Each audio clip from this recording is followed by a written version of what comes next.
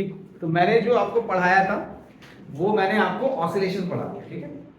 और ऑसिलेशंस में मैंने आपको थोड़ा बेसिक बताया, 9th क्लास से थोड़ा सा ऊपर, क्योंकि उसमें बहुत मैथमेटिकल अप्रोच है बहुत सारा, तो हम बहुत ज्यादा हाई लेवल पे भी नहीं जा सकते फिलहाल बिना वो मैथ्स पढ़े हुए। लेकिन फिर भी हमें जो चीज समझ में आ गया है वो क्या क्या आ चुका है कि कोई भी पार्टिकल अगर किसी फिक्स्ड पॉइंट के टू एंड फ्रो आगे और पीछे मूव करता है तो उस तरह के मोशन को हम ऑसिलेटरी मोशन बोलते हैं। ये बात समझ में आ गई? ऑसिलेटरी भी बोल सकते हैं और वाइब्रेटरी भी बोल सकते हैं। अगर एम्पलीट्यूड कम है तो उसे वाइब्रेटरी बोल देंगे, और अगर एम्पलीट्यूड ज्यादा है तो उसे ऑसिलेटरी बोल देंगे। हर oscillatory motion simple harmonic motion नहीं होता। किसी भी ऑसिलेटरी मोशन को सिंपल हार्मोनिक होने के लिए एक बेसिक इक्वेशन फॉलो करना पड़ता है कि जो एक्सीलरेशन है पार्टिकल का वो क्या होना चाहिए, वो डायरेक्टली प्रोपोर्शनल टू डिस्प्लेसमेंट होना चाहिए और ऑपोजिट डायरेक्शन में होना चाहिए। ये बात समझ में आएगी? डायरेक्टली प्रोपोर्शनल टू डिस्प्लेसमेंट और डायरेक्शन भी ऑपोजिट, यानी कि अगर डिस्प्लेसमेंट आपका पॉजिटिव दिशा में है तो फोर्स जो है नेगेटिव दिशा में होना चाहिए। क्लियर है? और यहां पर डिस्प्लेसमेंट के साथ में कोई फंक्शन नहीं आना चाहिए, मतलब ये x square, x cube, square root, sine x, cos x, ऐसा नहीं आना चाहिए। जैसे मैंने आपको एक सिंपल पेंडुलम वाला एग्जांपल दिया था। सिंपल पेंडुलम जो हमने एग्जांपल देखा था वो कौन सा था? एंगुलर ऑसिलेशन का एग्जांपल था, एंगुलर एसएचएम का। मतलब पहले हमने उसको देखा, पूरा डिराइव करते समय हमने देखा कि जो फोर्स या टॉर्क, उस केस में टॉर्क की बात करी थी हम लोगों ने, तो जो टॉर्क आ रहा था वो साइन थीटा पे डिपेंड कर रहा था। किस पे डिपेंड कर रहा था? साइन थीटा पे डिपेंड कर रहा था। तो टॉर्क डिस्प्लेसमेंट यहां पर क्या लिया था हमने? एंगुलर डिस्प्लेसमेंट थीटा लिया था। तो वहां पर वो थीटा पे डायरेक्ट डिपेंड न करके फंक्शन ऑफ थीटा पे डिपेंड कर रहा था। तो हमने क्या बोला उसको कि वो ऑसिलेटरी जरूर है लेकिन वो सिंपल हार्मोनिक नहीं है। लेकिन उसमें हमने एक स्पेशल सिचुएशन लिया। क्या सिचुएशन लिया? कि अगर एंगल का जो एंगुलर डिस्प्लेसमेंट अगर वो छोटा है, कम होगा, हाँ 20 डिग्री है, उससे कम होगा, तो हम साइन थीटा को थीटा के बराबर मान लेते हैं रेडियंस में। किसमें मान लेते हैं? रेडियंस में मान लेते हैं। साइन थीटा की वैल्यू थीटा के बराबर रेडियंस में मान सकते हैं। Is it clear? क्लियर है बात? तो उस जब एंगुलर डिस्प्लेसमेंट स्मॉल है तब जो टॉर्क है वो directly proportional to negative of theta हो गया था। ठीक है? तो उस समय उसने सिंपल हार्मोनिक मोशन के इक्वेशन को फॉलो किया था। ये बेसिक इक्वेशन जो भी मोशन फॉलो करेगा उसको हम सिंपल हार्मोनिक मोशन बोल सकते हैं। यहां तक की बात समझ आ गई? सिंपल हार्मोनिक मोशन का रिप्रेजेंटेशन मैंने आपको इस तरीके से बताया था कि अगर कोई भी बॉडी सर्कुलर पाथ में गोल गोल घूम रहा है, तो अगर मान लीजिए मैंने यहां से टाइम t इक्वल टू 0 नापा, तो ये एंगल कितना होगा? Omega T.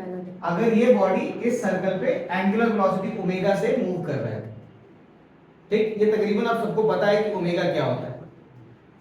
तो हमने देखा था कि यहां पर जो इसका प्रोजेक्शन है यहां से यहां तक का x, वो क्या हुआ था? अगर ये सर्कल का रेडियस a है तो इसको हमने माना था a cos ओमेगा t, और इसका क्या माना था हमने? y, और ये कितना था? a sin omega t। Clear है?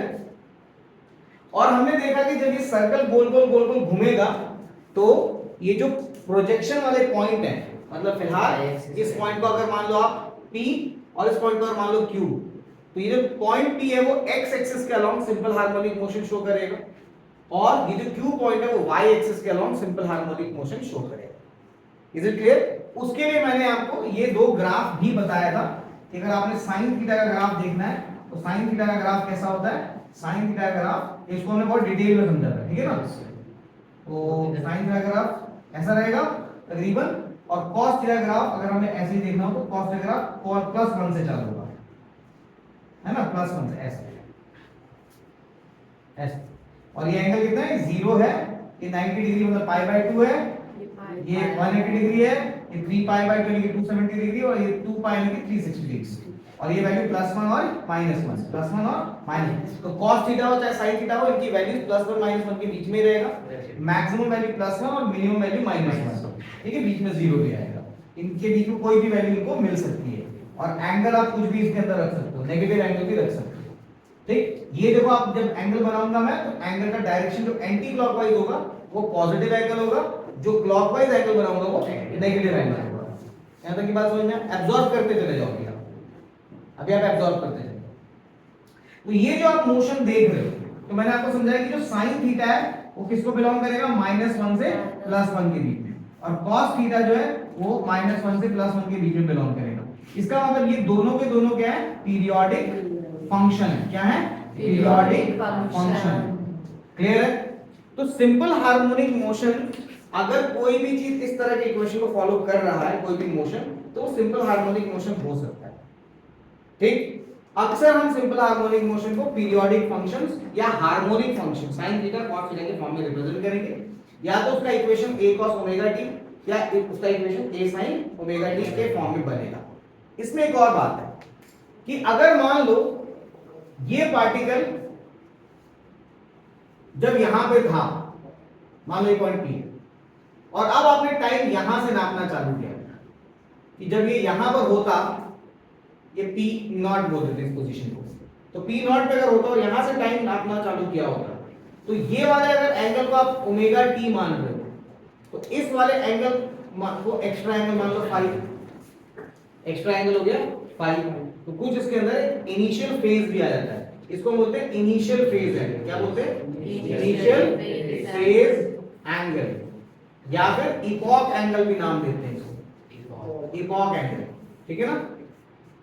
क्या नाम देते हैं? Epoch angle. तो कई बार अब अगर हमें जनरलाइज करना है सिंपल हार्मोनिक मोशन को, तो मैं लिखूंगा y जो होगा वो होगा a sin, एंगल की जगह लिखूंगा मैं ओमेगा t प्लस फाई। ये प्लस भी हो सकता है, माइनस भी हो सकता है, ये आपने कहां से नापना चालू किया। ठीक, इतना याद कर लोगे?